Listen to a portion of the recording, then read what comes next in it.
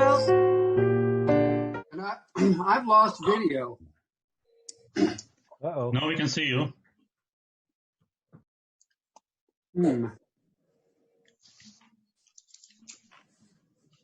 is someone talking to her to figure out what's going on? Because she was in the meeting. Oh, here we go.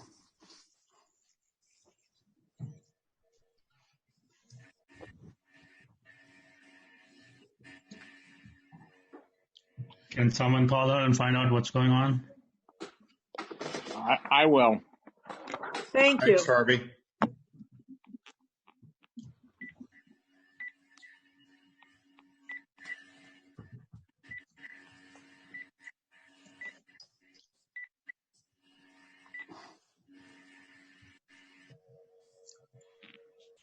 Switch to active speaker.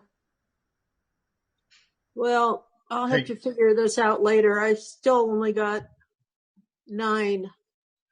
I have a quick question for Noah up there in my upper right-hand corner. Tell us okay. what's happening. What I have to do is move things sideways to see everybody. Now I see you in your green shirt.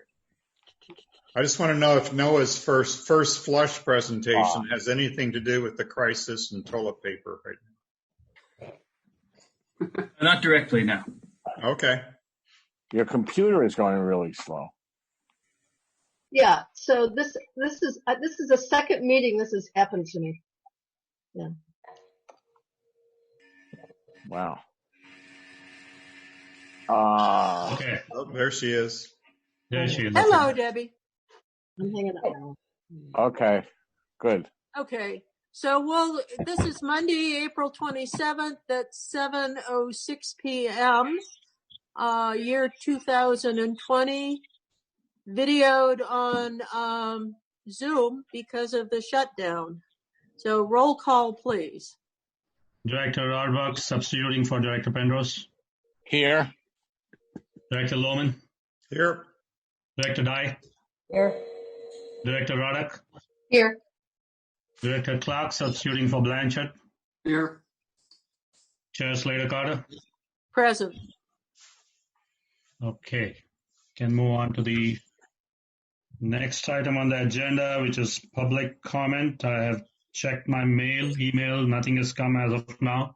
So I do not have any public comment unless anybody who's viewing now would like to talk.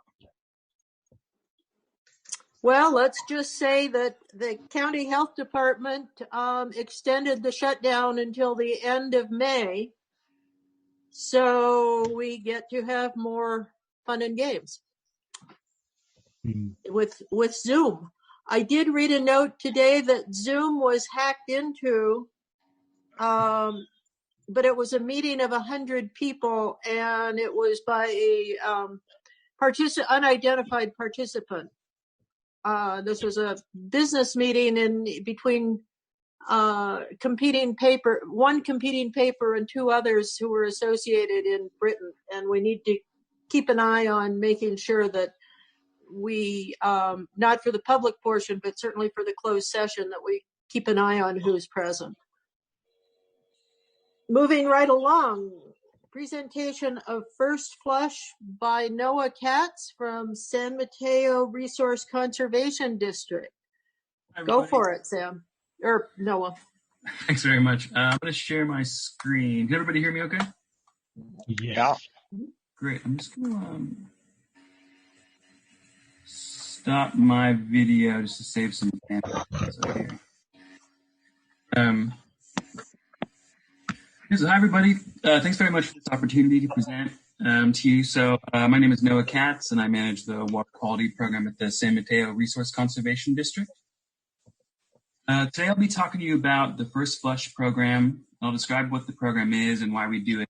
I'll tell you what we found and where. And I'm going to tell you about some of the things that we can do as individuals, that members of the public can do to make a positive impact on water quality in the coast. Before I get into all that, I just wanted to tell you a little bit about our organization, the San Mateo Resource Conservation District. I know many of you have been working with the RCD for a long time, so I won't get into too much detail here. Just as a quick reminder, the San Mateo RCD is a special district of the government, and we working with public and private landowners and other resource management since 1939. We focus on 5 program areas: water, climate, wildlife, agriculture, and now fire resilience and forest health. And just to get into the First Flush program, we decided to do things a little bit differently this year instead of the normal PowerPoint. And this is a Google tour. So it's an interactive map of the 2019 First Flush program in San Mateo County. It's designed to be a self-guided tour. I'm going to walk you through some of the key findings from this year. This map is an overview of the 15 sample sites our wonderful volunteers set out to collect water samples from this past November. We sampled as far north as Montera and as far south as Kelly Avenue and Half Moon Bay. So what exactly is First Flush?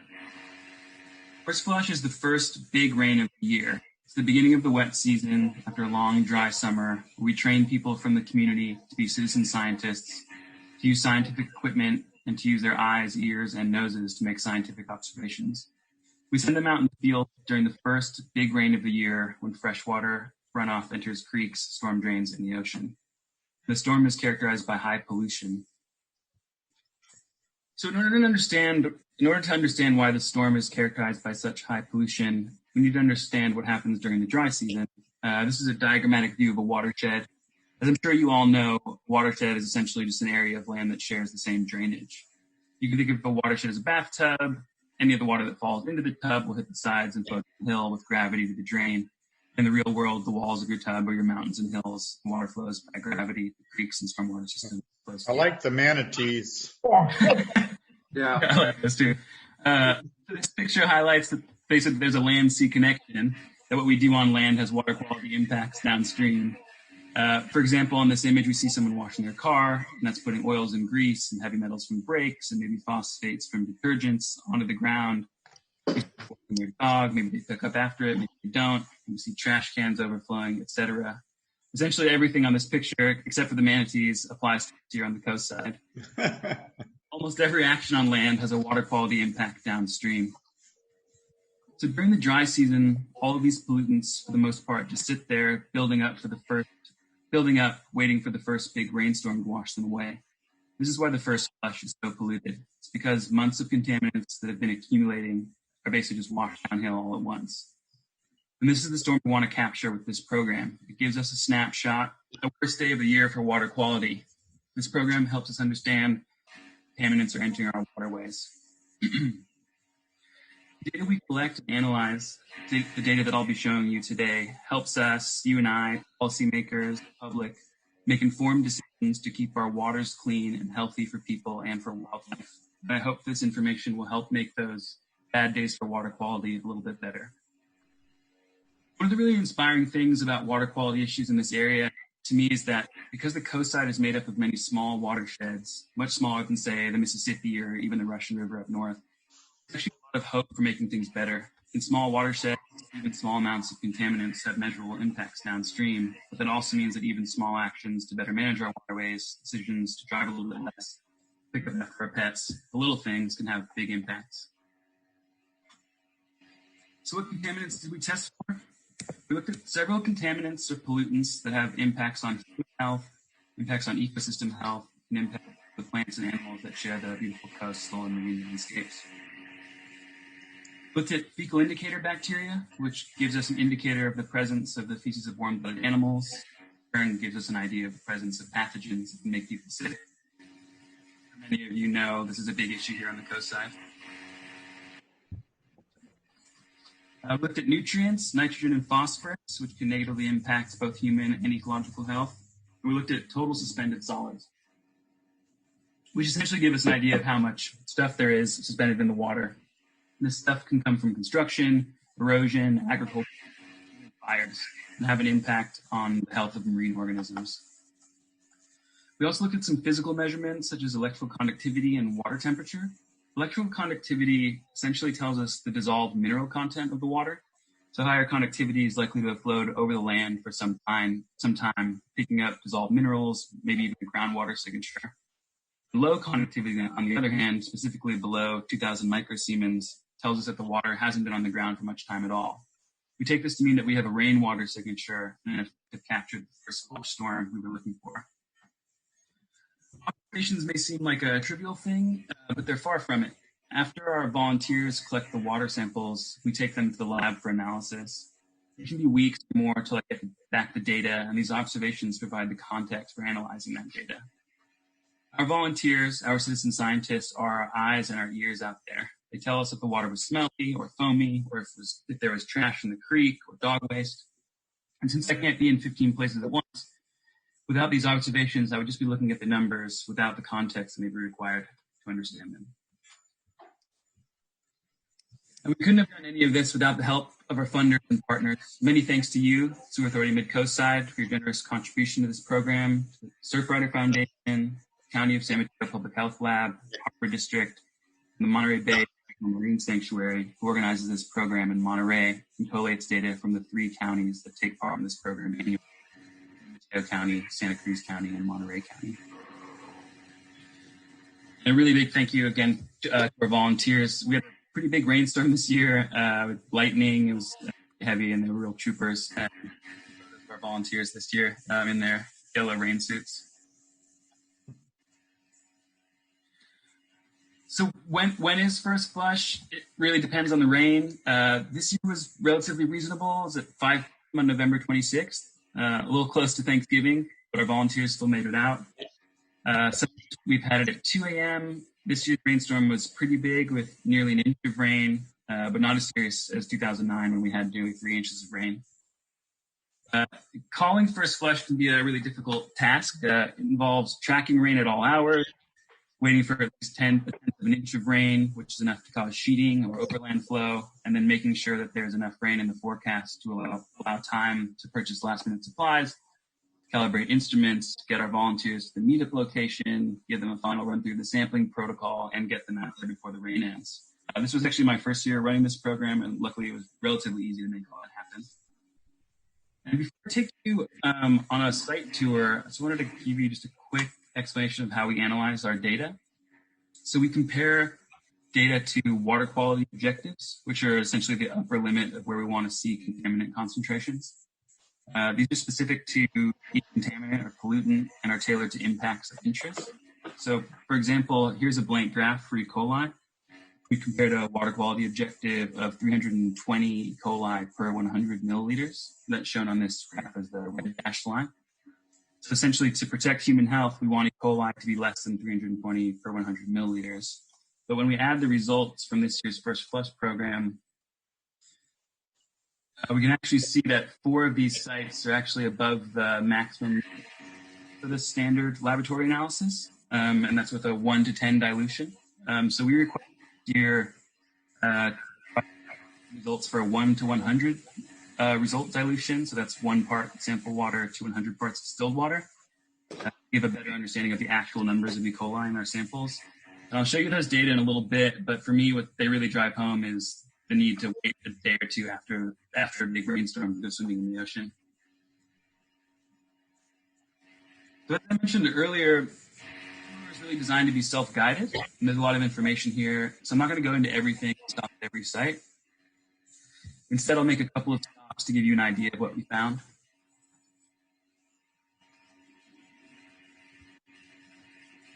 First one I'll take you to is Montera Creek, which is the site in our sampling protocol for this year. This is one of the only 2 sites that actually met water quality objectives for fecal indicated bacteria in 2019. And all the other contaminants and physical parameters were within recommended ranges. And volunteers observed Montera to be pretty clean. If we zoom out a little, you can see that this site is a little bit further away from its discharge point to the ocean than some of our other sites. But one of the really great benefits of using this Google tour is we can actually look at the catchment area of the sample and get an idea of what's upstream of it. And here we see there's a relatively high amount of tree cover relative to some of our other samples, not a ton of impervious surface coverage, not a ton of cement or structures, relative to some other areas that likely contributed to the relatively clean conditions of this site. We originally added this program because people had observed dog waste in the trails around this area. And people still walk their dogs there, but we didn't see high bacterial concentrations in the water in 2019, and that's a pretty encouraging result. If the results are good there, I'll take full credit for it. That's where I live. So if it's bad, it's somebody else's problem. Exactly. So this is San Vicente Creek mouth. It's one of our 6 historic sites we sampled in 2019. And when I say historic, I mean that we've consistently sampled this site in this program for a number of years, and that allows us to look for any trends over time. In 2019, fecal indicator bacteria was above the water quality objective for E. coli, as was phosphorus, but other contaminants were within recommended ranges. And this is just an image of where the creek discharges in the Fitzgerald Marine Reserve. I just want to flag this one graph to highlight how one contaminant that we've measured has changed over time in the first flush program. And again, one of the benefits of having these historical sites is that we can track changes over time. So this green line here shows total suspended solids at San Vicente Creek mouth. And San Vicente has, as you can see at times, in the site of highest total suspended solids in the first flush program. But those numbers appear to have come down. There's actually 4 sites this year that were higher than San Vicente Creek. And although unrelated to first flush directly, but part of our wider water quality work, we've worked with 2 equestrian operations on land leased by Golden Gate National Recreation Area in the upper portion of San Vicente Creek. And they've done a good amount of work to manage stormwater runoff and erosion. And I think the data shows that these efforts have had a positive impact on the upper segment of the creek. I'll take you to Capistrano, which I'm sure you're all well aware of. It's another one of our historic sites for the program. And for a long time, it's been an area of concern with pretty high levels of contaminants during the first flush program. And if any of you know who this is, I'd be really impressed. He just ended up on my Google tour. Anyway, so here's a little picture of the outfall, just from another angle. And this year, Capistrano was the site of highest nitrates, highest orthophosphates, highest zinc, and highest lead, although I should note that lead is still below the water quality objective. And I'm sure you're all too familiar with these signs warning that waters are contaminated and not suitable for swimming or other water contact activities. And one of the interesting things I find about Capistrano is it's a relatively small catchment area. If we zoom out a little bit, we can see it's only about 15 acres, but it's a relatively small catchment area, but it's this location of extremely high pollution during the first flush program and beyond. So yes, this has been a continuing issue on the coast side, and we worked with the county and the harbor district to identify and address some areas of concern around the Capistrano outfall. And just a reminder that the first flush program is just a small part of our water quality program. So although we hope to accomplish some works this summer in Pillar Point Harbor, Capistrano outfall, they're not part of the first flush program, but more of our wider efforts. And I hope these water quality improvements in the Capistrano outfall are reflected in next year's data. And I just wanted to take you to one last site, St. Augustine outfall, which was actually the site of the highest fecal indicator bacteria this year. And what I really wanted to show you is those results from our 1 to 10 and 1 to 100 dilutions.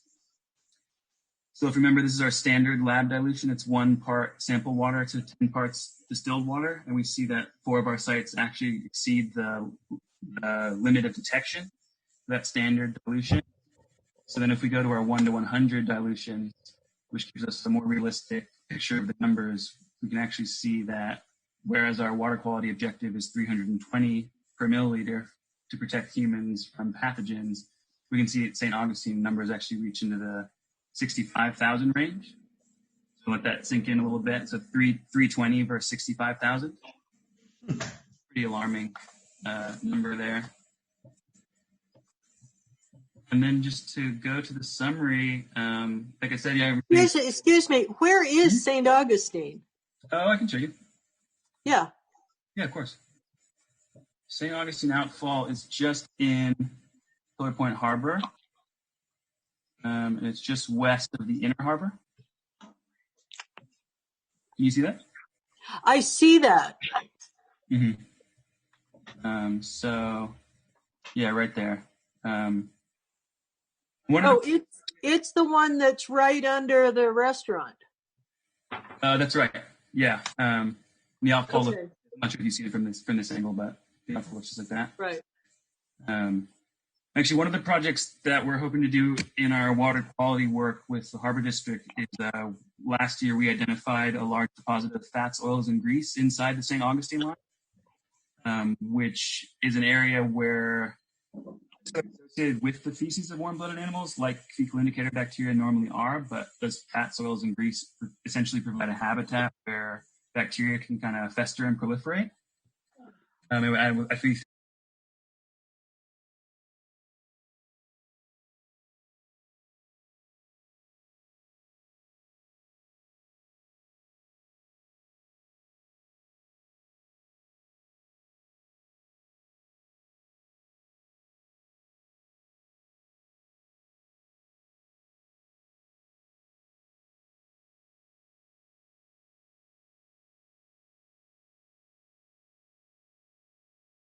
and orthophosphates.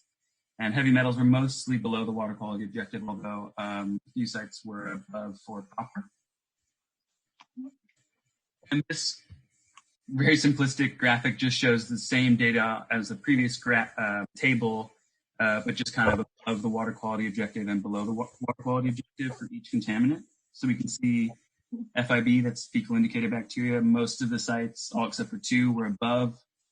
Same for phosphorus, and we can see on the bottom, those are kind of that's what you want to see below the water quality objective. Nitrogen looks pretty good. Lead is obviously a pretty dangerous contaminant, and that was luckily below the water quality objective for every site this year.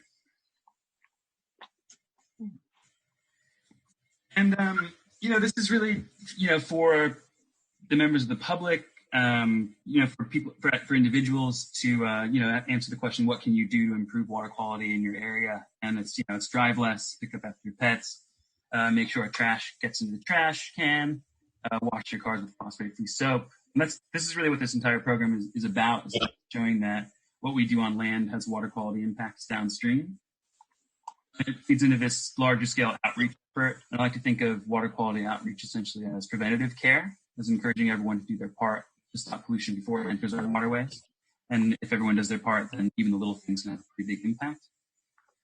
RCD has been pretty successful in leveraging SAM's investment in this program to bring in funds from other organizations and agencies to carry out outreach efforts to improve watershed literacy on the coast side.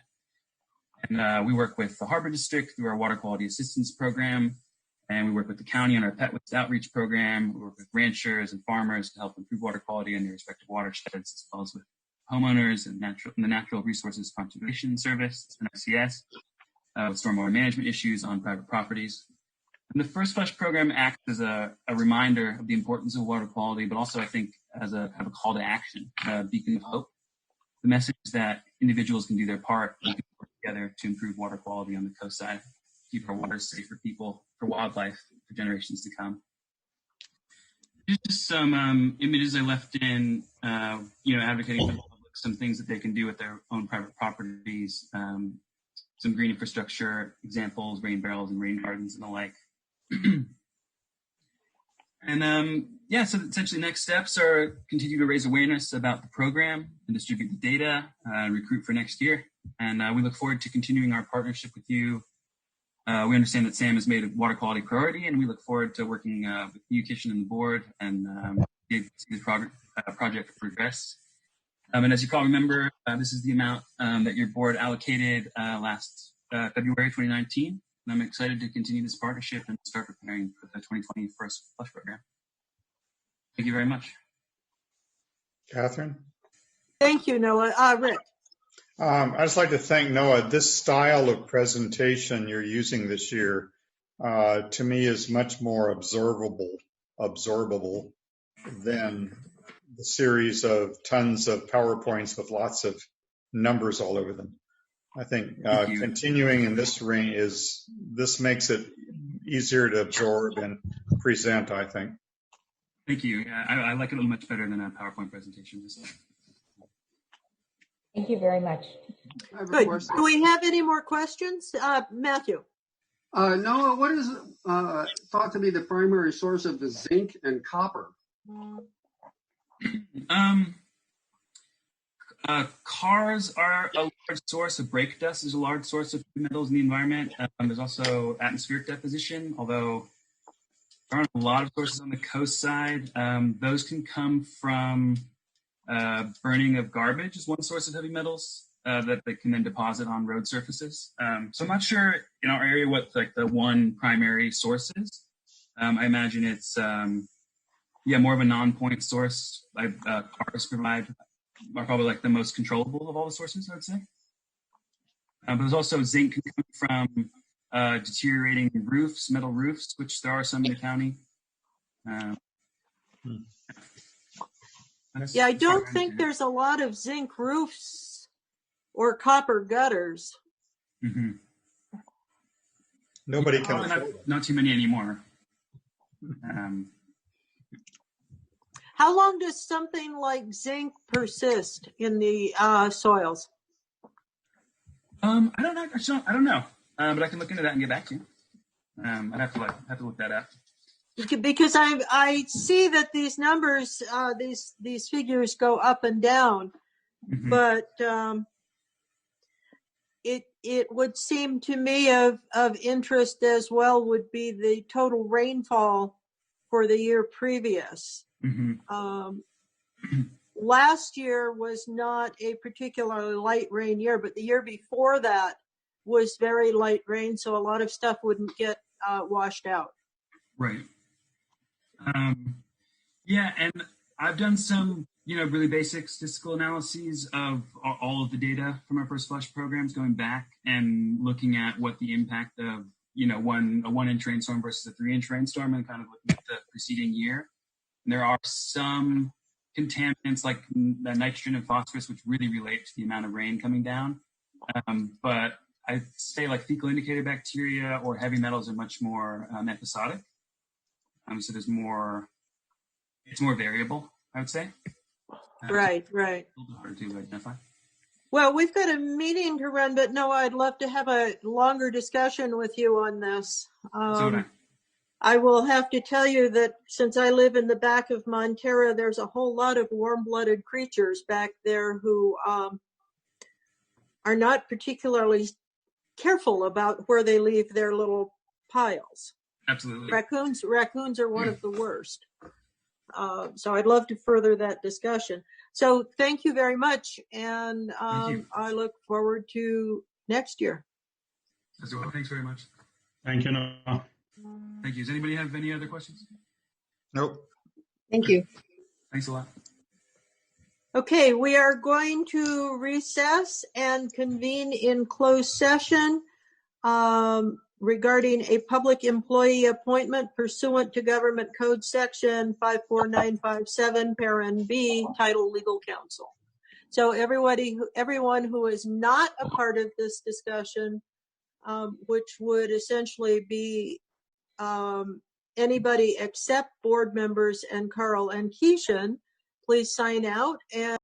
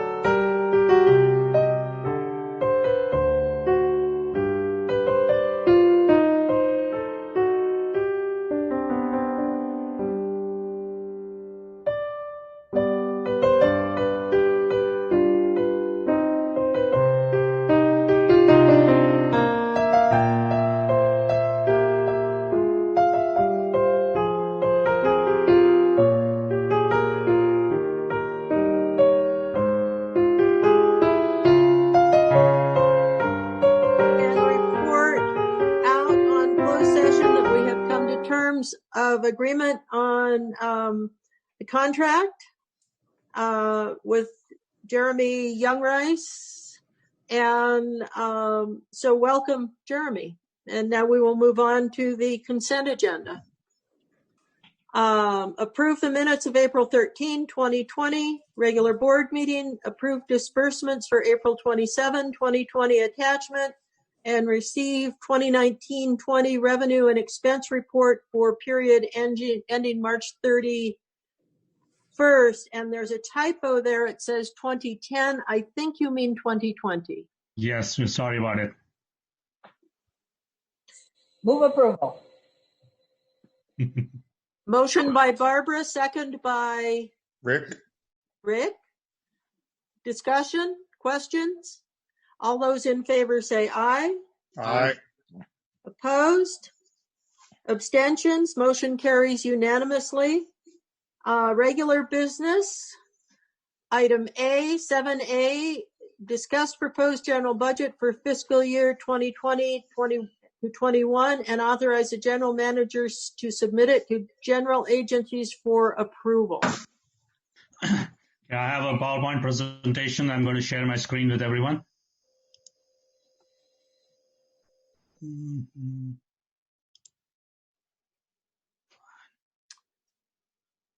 Hello, Peter.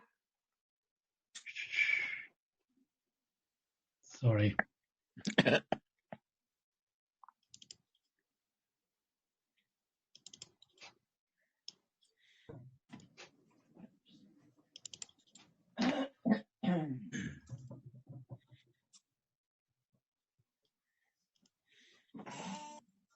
Are you able to see the screen? No.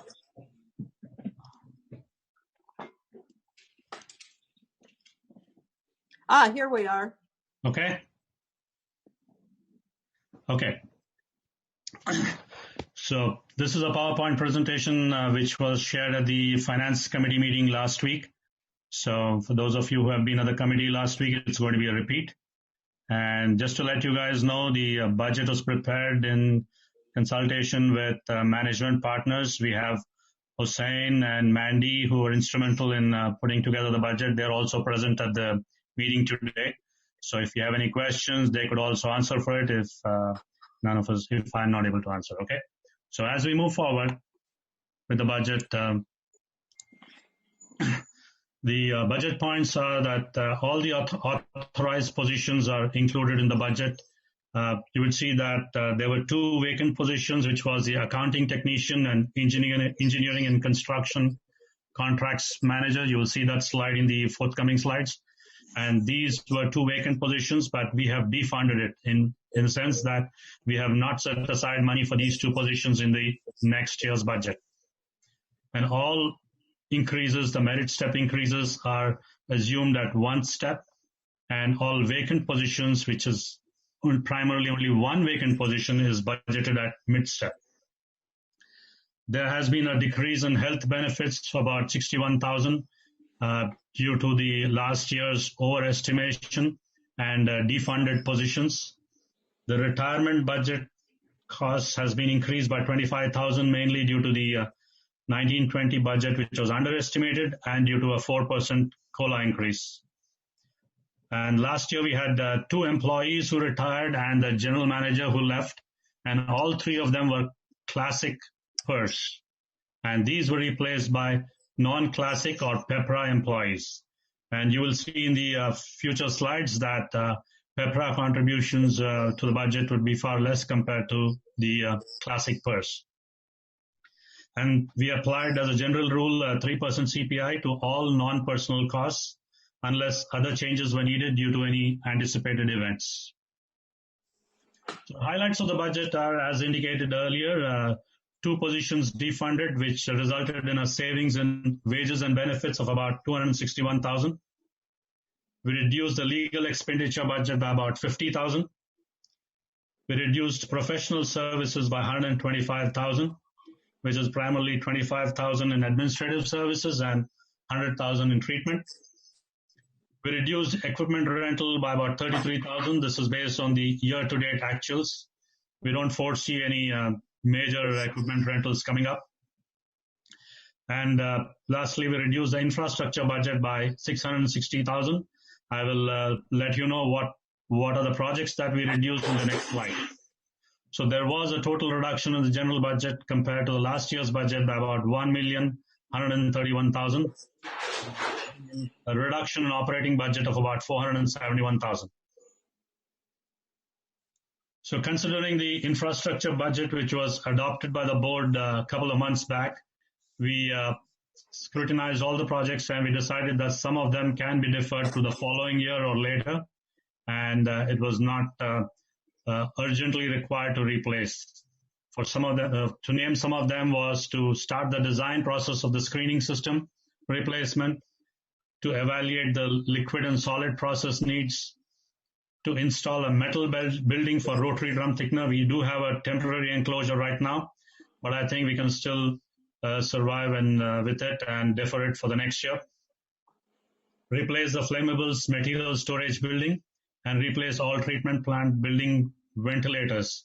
We have made some progress in the building ventilators. We have procured fans which are yet to be installed. So I presume that these are not critical projects which definitely need to be addressed but can be deferred to the next year. So this is a pie chart of the general budget where the expense by category is the total is about 7.4 million. The wages and benefits contribute about 30%. Infrastructure, which is the next highest, is 27%. Then all other expenses, which is utilities, insurance, equipment rental, maintenance, chemicals, contribute to 25%. Legal and professional, which contribute about 18%. So this is the operating expenses category of 5.47, wherein you have wages and benefits, all other expenses, and legal and professional services, which contribute to the 5.47 million category. This is to give you an idea about the present staffing information. You will see that 2 positions have been defunded, which is accounting technician and engineering and construction contracts manager. We do have 1 position vacant, which is a utility worker. So that inclusive of that, assuming that we're going to recruit the utility worker very soon. Although we've put a hire freeze right now, we'll probably recruit him in a couple of months. So the total authorized, which has been budgeted, is 12. 5 employees are scheduled for step increase, while 6 employees have. So the key changes to the operating budget are personal costs have been decreased as a result of defunding. Legal services have increased as a result of ongoing and potential legal cases and due to under budgeting in the prior fiscal year. Engineering services have been actually pulled out from the capital budget and has been included in the capital budget, which was actually separate earlier, but we've still set aside some amount for any non-capital related engineering requirements in the plant. Professional services have increased, insurance premiums have increased, building and maintenance services have increased depending upon what we have spent to date. The the rentals have been decreased, and all other expenses have increased due to the CPI. So the legal and professional services, the major contractors or the major vendors are Calcon Systems, who take care of all our electrical requirement in the plant. Wastewater management specialists, whom we recruited for ongoing improvements at the plant. And we had a couple of legal consultants who handled the ERF project ERF issues, which was Andrew Packard Attorney and Edgecombe Law Group. We had management partners who helped us with the audit support for 17-18, which has been completed, and a small amount also is being contributed by the management partners in helping us with this budget. We had Evoqua Water Technologies, who supplied the skimmer for us, which was brought to the board a couple of months back, and we obtained approval. Then we had our present legal counsel. It's about 35,000. This is for a period of 8 months that has been the expenses have been incurred. Then we have the lab details, lab analysis carried out at Silicon Valley Clean Water, which is about $33,000. And we have RF McDonald Company who takes care of our boilers, heat exchangers, and annual maintenance and replacement, which is about $25,000. So these are our major vendors who contribute to the legal and professional services. And then, of course, we have CalPERS. We have 1920 to 2021. As indicated to you, we had at the employer rate, classic members, there was a slight increase from 10.86 to 11.7. PEPRA was 7.07 to 7.87. So the total payment for unfunded liability reduced from $213,000 to $198,000. And now coming to the interesting part, which is the assessment for each category. For each member agency, wherein Montero pays about 22%, Granada is 22%, and Half Moon Bay 56%. These are purely based on the calendar year 2019 flow.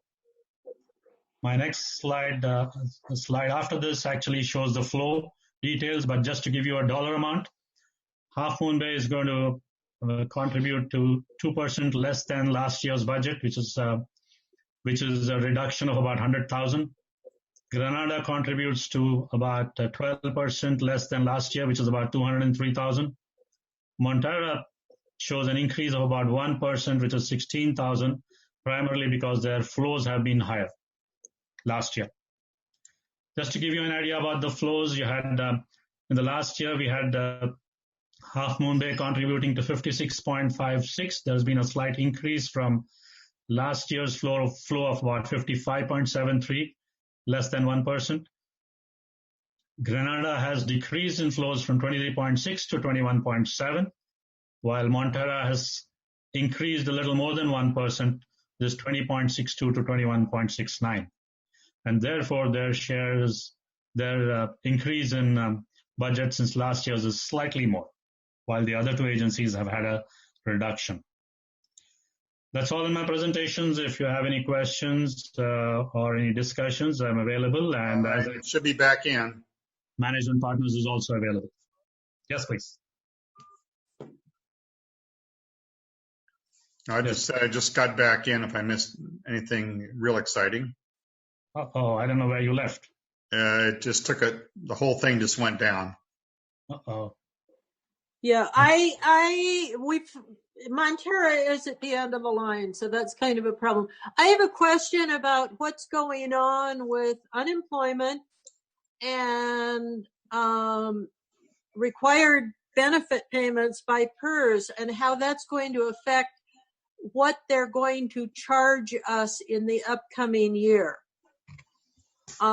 Because our rates for 1920 and 2021 were based on full employment, and now we don't have that.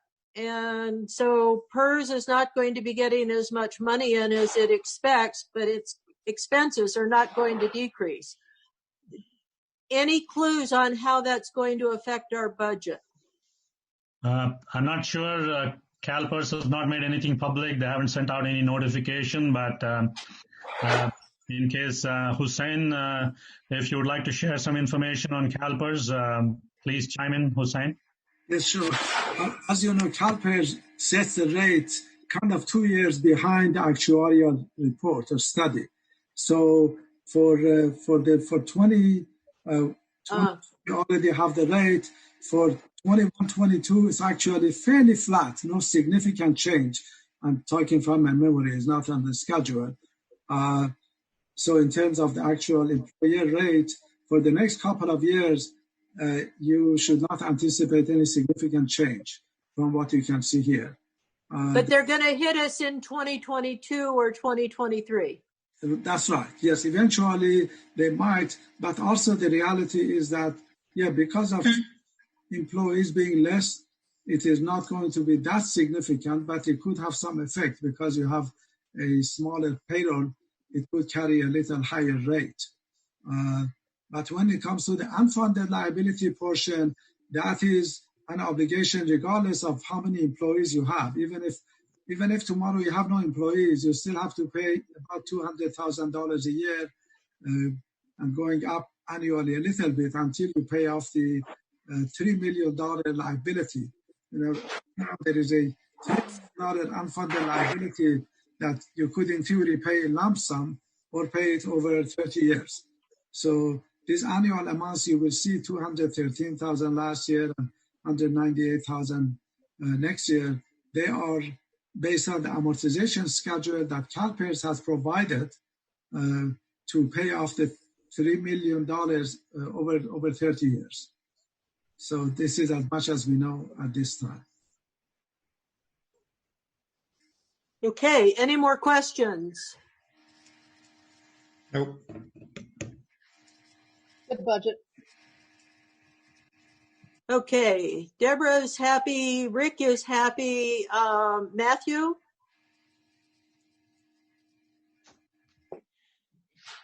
Harvey? I'm okay. Barbara? Yeah, I'm fine with it. I've been through it. Okay. Matthew, I haven't heard from you. I'm assuming that it's okay. That's because I forgot to unmute. I'm okay with it. I just commented that this is a very difficult time to budget right now. So I think this looks fine.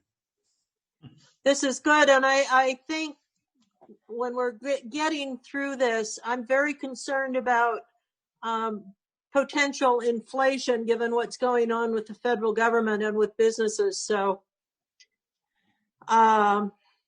let's just hold on for next year, I guess. Do we need a motion to, well, we've discussed it and we need to authorize the general manager to submit it to the member agencies for approval. Do we have a motion, please? So moved. Second. Whatever. Okay. Rick and Harvey moved it and Deborah Ruddock seconded it. All those in discussion, all those in favor say aye. Aye. Aye. Oh, we're supposed to be doing roll call votes on this, as I recall. Okay. Go backwards. Director Radback? Yes. Director Lohman? Yes. Director Dye? Director Dye? Aye. Sorry. Director Ruddock? Aye. Director Clark? Aye. Chair Slater Carter? Aye. Okay, motion passed. Good. Moving along to 7B, authorize the general manager to enter into a contract with Rutan and Tucker LLP for providing general counsel services.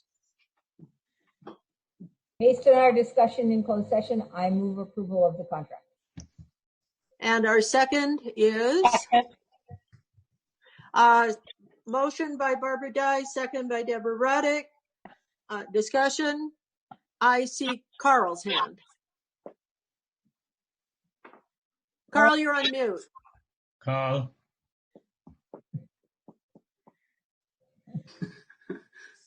Carl, you're on mute. Yes, I'm no longer muted. Okay. I was going to suggest I share the screen so the public can see what the board is voting on. Okay. Yes, you can. You want me to share the screen? No, you're going to pull it up, right? I can do it right. Is that it? You see it? Yes. So first revision is in the opening paragraph here. The effective date from April 20th to May 1st. The second revision is in section 2B, adding the phrase except as the board may subsequently direct. And the third change is in section 6, where we've crossed out 3 years so that it will read the $300,000 for the term of this agreement. And I will also let you know that I sent this draft with the revisions to Jeremy. Good. So we have a motion. We have a second. Do we have discussion? Seeing no hands. Roll call vote, please. Director Radback? Yes. Director Lohman, Yes. Director Dye, Yes. Director Ruddock, Aye. Director Clark, Aye. Chair Slater Carter. Yes. Motion passed. Motion passes. Thank you. Thank you. And moving right along to 7C, authorize general manager to enter a contract with Tanner Pacific in a not to exceed amount of $67,500 to provide construction management for the inspection services for the Granada Force Main Segment 4 replacement project.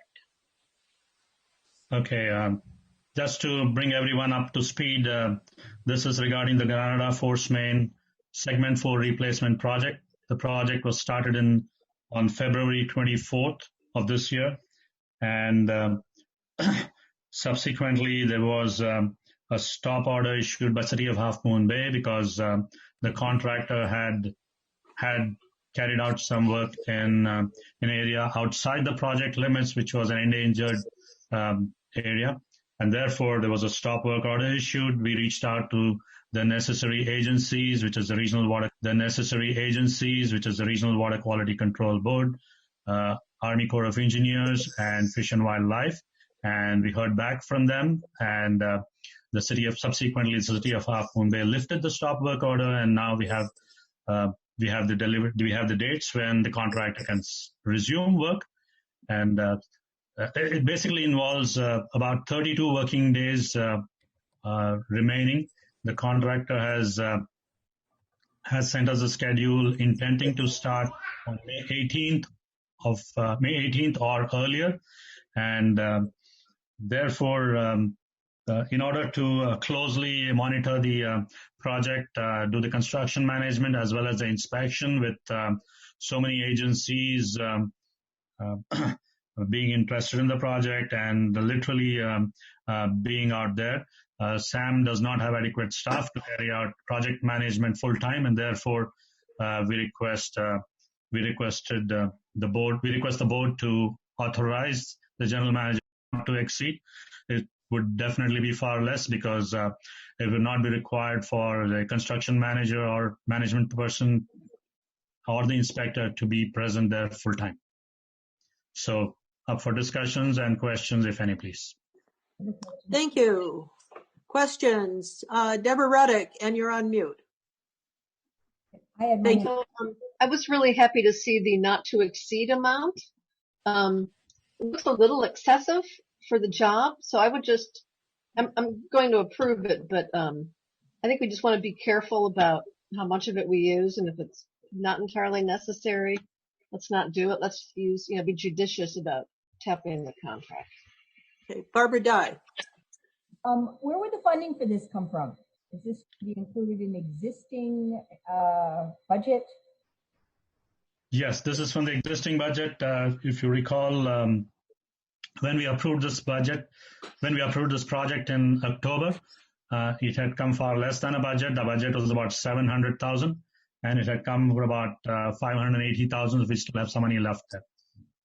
Thank you.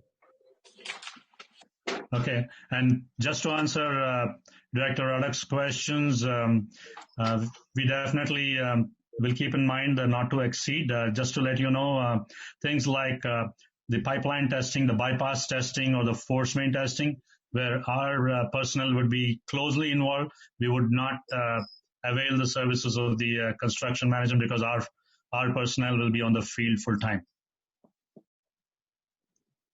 Okay. Okay. Rick. The details seem to show that almost the entire amount of this money is to have an inspector staying there.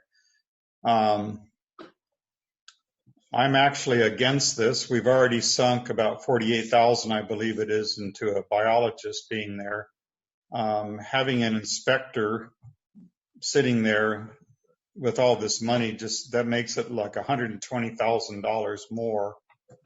We're doing it, and this isn't really project management. It's literally to have an inspector standing there.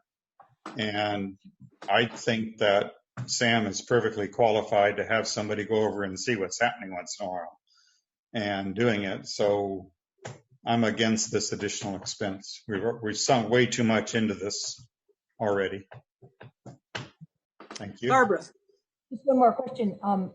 The cost of the biologist is also considerable that we've already had out there, and I presume will be there perhaps again. Is the contractor who actually messed up and did not do the project according to the plans that were shown to them, that they reviewed, that they bid on, and that someone was on site to make sure that they understood? Is the contractor going to pay any of the costs? I would say that Sam is definitely going to approach the contractor for the biologist cost, because that is definitely required. But we thought we'll bring it up once he gets back onto the field, completes the project, and then we'll still have some have some retainage from the total project cost. Sounds like a potential project for our new Sam attorney. Right. I don't see anybody else with a comment. Harvey? I'm good with the expense. Okay, Matthew? I've realized that this is partly in response to the screw up by the contractors and having to contact those 3 regulatory agencies. Are we sure, are we really responding to what the regulatory agencies said? Did they request this level of keeping eyeballs on these folks? Director Clark, to answer your question, it was not a request from the regulatory agencies. It was required by the Moon Bay to ensure that project manager is available always on the site. My comment again is the contract that was shown in the attachment is not for a project manager, it's for an inspector to be looking at. That's the majority of the expense. Yeah, it is. It is a combination of construction management as well as inspection. Well, and I want to add that now this project, from when we start to finish, in theory, is going to, and hopefully, only take 32 more days, when in fact we were about a week from finishing it when Half Moon Bay decided, the planning division decided to take some pretty tough action. And I think given the time of year, I am concerned that Half Moon Bay inspectors and planning department were not were more concerned with the letter of the law than the kind of environmental damage that could be caused by pausing and delaying this project. So I'm very concerned. I'm also very concerned that we didn't get a competitive bid on this to be able to see what's going on. My numbers show that we are up to, just in this little bit, and we don't yet know the sum total of the cost for this interruption in the work, is up to $140,000. So we're up close to 25% cost over the original project. And that doesn't count the additional work and redo of the work for the next 32 days. So I'm very concerned. I realize it's important to get it done, but now we're in the dry season, and hopefully the project can be simplified with maybe some of the constraints that Half Moon Bay put on, because it was the wet season. We're not there anymore. We're going into the dry season, where our only precipitation is the fog. And that's coming from Montera, not from Half Moon Bay, city of sunshine. So I'm not happy with this. I would have preferred to have seen a competitive bid. If I could just jump in, you said earlier that no regulatory agency required this. That's right. That's right. There was In this case, Half Moon Bay is the permitting authority. I realize that, and they also did the stop work Half order. Moon Bay doesn't, pick and choose where it enforces permits anymore. It's a level playing field. We apply the laws fairly. You violate the permit, you have to pay the consequences. Sorry. No, we have to pay the consequences. Well, Half Moon Bay is paying half the cost of the consequences. So I'm going to support this for two reasons. One is I think it's really important to get this project done. This is the IPS. This is the piece, the connecting piece. We need to get this done and have an prepared PS. And because the agencies are involved and there's, been quite a bit of issues, I think for the public, the actual amount of environmental damage was relatively small, but it was real. What contractor doesn't know you can't rip out willows because they're in your way? I just don't get that. But let's get this done, and I'm going to support this and I'm hoping Kishin will manage it, so perhaps it won't cost as much, but I want to see this move forward. Thank you. Do we have a motion? Oh, Deborah Ruddick? Approval. Pardon me? Move approval. Second, please. Second. Second, motion by Deborah Ruddick, second by Harvey Rareback. Questions, discussion? Roll call vote, please. Director Rareback? Yes. Director Lohman? No. Director Dye? Yes. That was a yes? Yes. Director Raddak? Yes. Director Clark? Aye. Chair Slater-Carter? I'm going to vote no. Thank you very much. Motion carries. Okay. Moving on to item, D.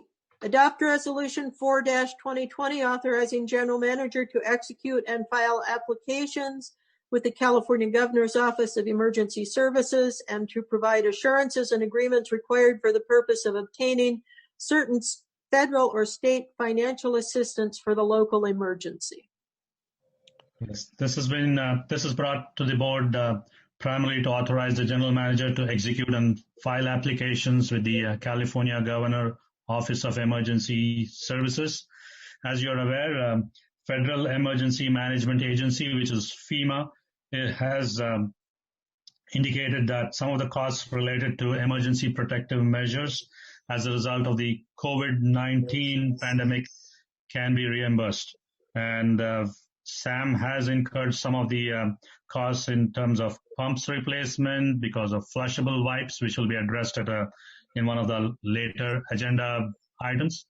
But there are a couple of huge expenditures which SAM has incurred, and we would like to approach FEMA for reimbursement. So this is the first step that I would need authorization, the general manager would need authorization to submit the resolution to the Cal OES, which is the California Office of Emergency Services, and thereon to FEMA.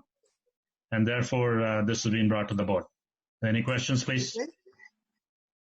Questions? Rick? Move to adopt Resolution 4-2020. Do we have a second? Second. That was Barbara and Harvey. Both gave a second to Rick's motion. Discussion? All right. Roll call vote, please. Director Rareback? Yes.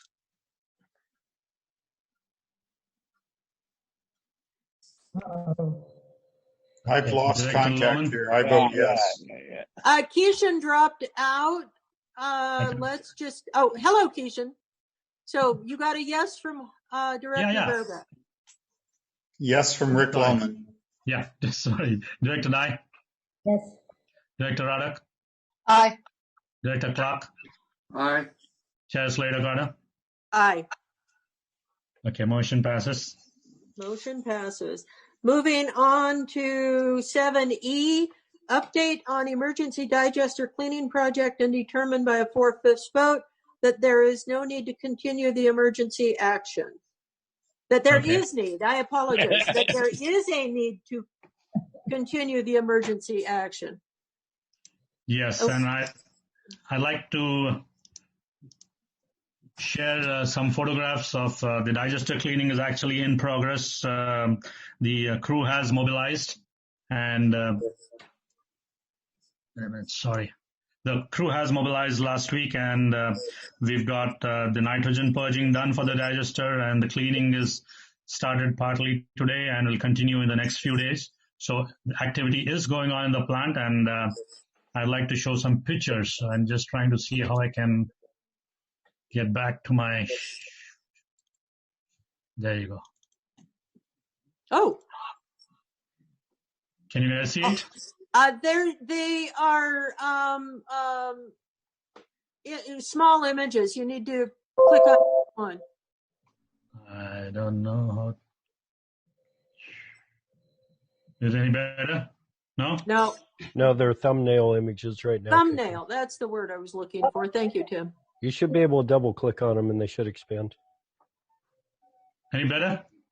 Nope. Huh. No, but there's some interesting looking stuff.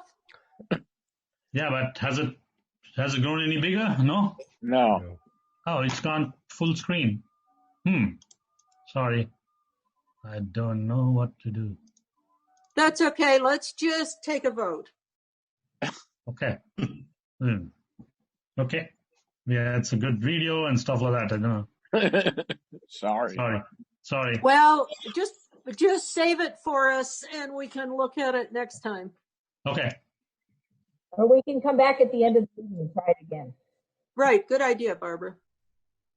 Okay, let me get back to my screen. Technology is so much fun. Sorry. Okay, so the project is progressing, and we should be done in a week or so, and therefore we would still need to continue this as an emergency project. Okay, do we have a motion? So moved. So moved by Barbara Dye, second by Matthew Clark. Roll call vote, please. Director Radbach? Yes. Director Lohman? Yes. Director Dye? Yes. Director Radek? Aye. Director Clark? Aye. Chair Slater-Carter? Aye. Motion carries. Motion carries. 7F, amend the contract with Bold, Polisner, Maddow, and Nelson and Judson for legal services to extend the contract through May 31, 2020, and increase the authorized amount by $10,000 for a total contract amount not to exceed $360,000. Okay, the board just approved hiring a new legal counsel starting May 1, 2020. And we would want the transition from the existing legal counsel to the new legal counsel transition to be smooth enough, and therefore we'd like to retain the existing legal counsel for 1 month, so there would be 2 legal counsels concurrently during the month of May. And therefore... So they'll be able to consult each other and catch Jeremy Youngrice up to speed with everything that's been going on. Correct. Okay. Questions? Seeing none, do we have a motion? Oh, I actually have a question. This is a not to exceed number, not a flat fee? Yes. Not to exceed number. Yes. Sorry. Okay, so is that a motion, Barbara? Sure. Okay, and a second? Second. I see Rick. Okay. Motion by Barbara Dye, second by Rick Lohman. Roll call vote, please. Director Radbach? Yes. Director Lohman? Yes. Director Dye? Yes. Director Radek? Aye. Director Clark, Aye. Chair Slater Carter. Aye. Motion Motion passes. carries. We have finished with the regular agenda. We're moving on to General Manager's report. Received General Manager's report for March 2020. Any Yeah. questions? I'd like to brief the board a little bit. A couple of months back, staff had shown a video on flushable wipes, and it also indicated that this would be playing as an advertisement in the YouTube videos in a couple of zip codes in and around Half Moon Bay area. And we've got a report today that there have been about 148,000 impressions, which means it just played 148,000 times. Wow. And 100% of the video has been viewed by about 21%, which is about, that means it's been viewed about 32,000 times. 100% of the video. People have watched the YouTube videos, their regular videos, and in between a 30-second ad on flushable wipes prepared by Sam pops up, and about 32,000 times people have viewed it 100%.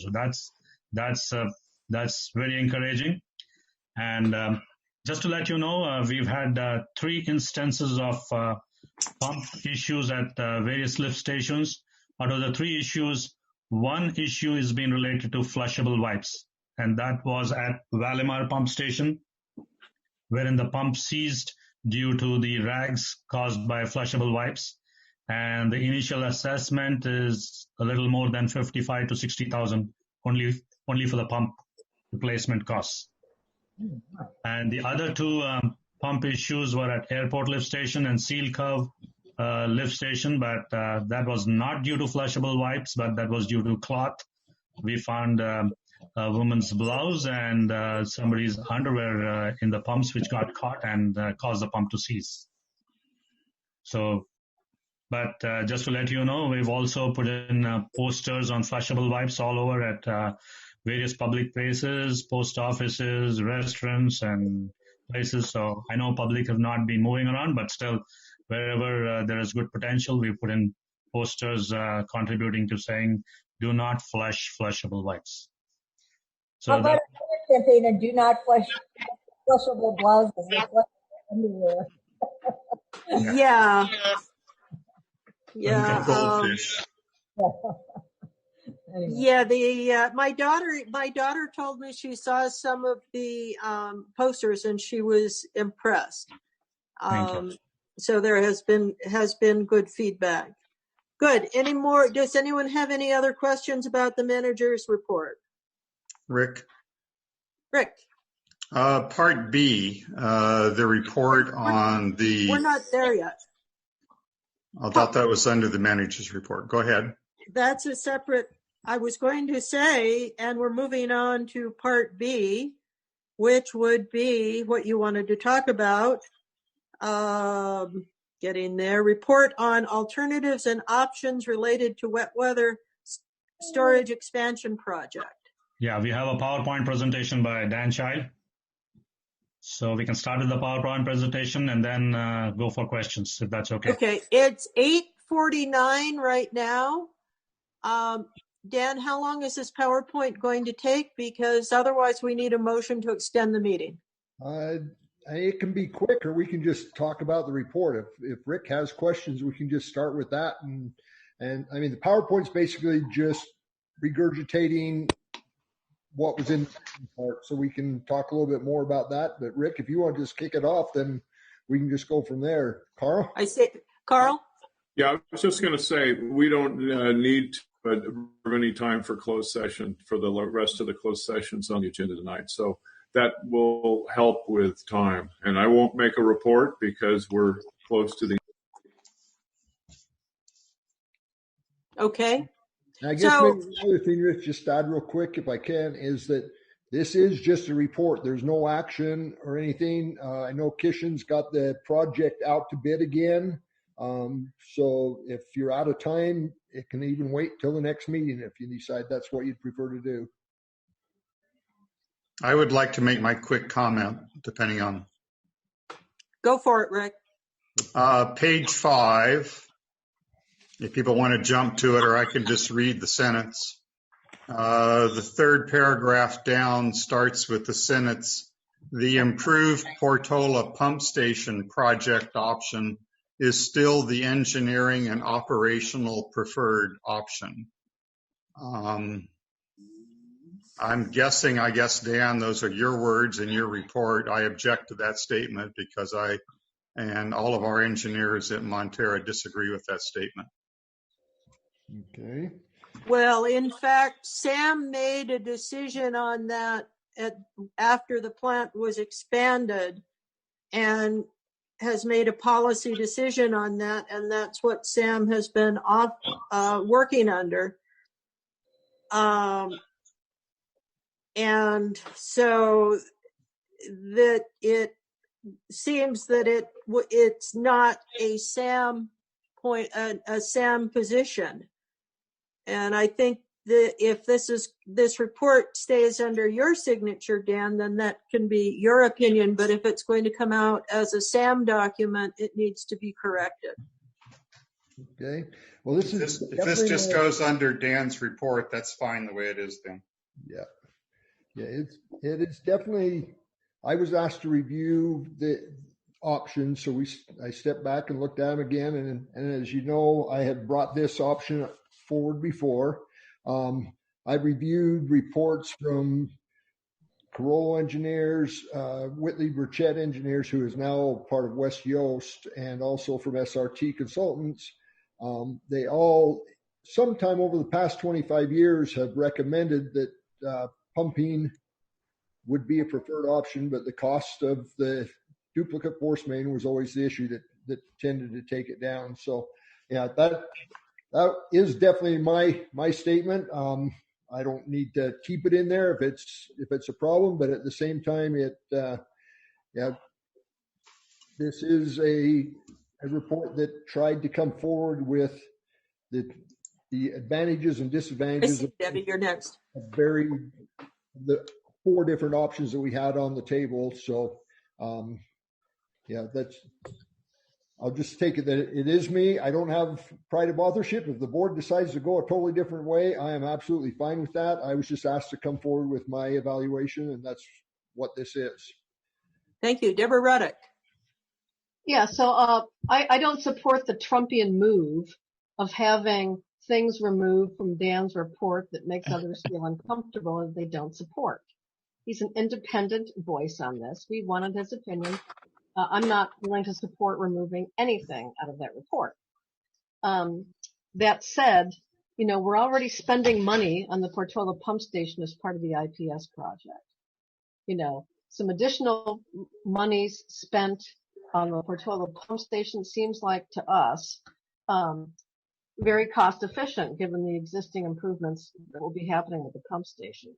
I'd like to remind everybody this is a wet weather storage project. It's not a flow equalization project. So to build on, other uses onto something that's, was a regulatory matter, or we committed to a wet weather storage project, seems to me foolish, especially in this time of, potential budget and economic dislocation. So I want us to consider that project because of the cost efficiencies and because we're already doing improvements there.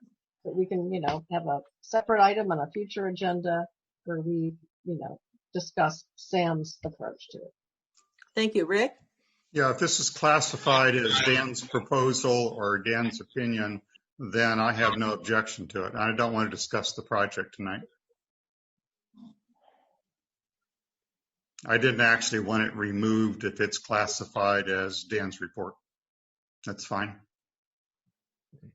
Just one small comment. I can't find it right now when I'm looking at my printout, but there at one point there's a discussion of perhaps putting some additional underground storage on the site in El Granada at a later date. And I just want to say that we hope that in a few years, perhaps, I think probably optimistic 3 years, we will have a park on that site. And after that, it would be much more difficult to do a construction project there. And I make sure people know that we are working very hard to make that happen. I agree with you, Barbara. I think if we were to finish out the wet weather storage with the full 400,000 gallons, so it was a total of 600 before the park goes in, I think it would be beneficial for Sam. I've been listening and talking to economists, and I'm very, very concerned about future costs with inflation, with what's going on in terms of money and businesses and so on. So I think we would do well to look at the numbers and the operating costs of everything, and to just go forward with the best value for the time.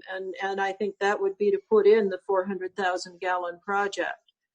But this is simply a report, and at this point it is simply Dan's report, which we appreciate, and thank you very much, Dan, for your report. Thank you. It's fine. Yeah. Okay, and we have, let me see, no attorney's report. Do we have director's reports? No. Oh, I'm sorry. I didn't mean to skip the received report from wastewater management specialists on the status of work. I don't think that's a requirement in a report section. No. It's just a report. It's simply your report, Dan. So Report. Since we're 3 minutes away, let's have everybody read it carefully and save our questions for the next meeting. Topics for future board consideration. There's an attachment. We will not convene in closed session. And so we can adjourn right at 8:58 p.m.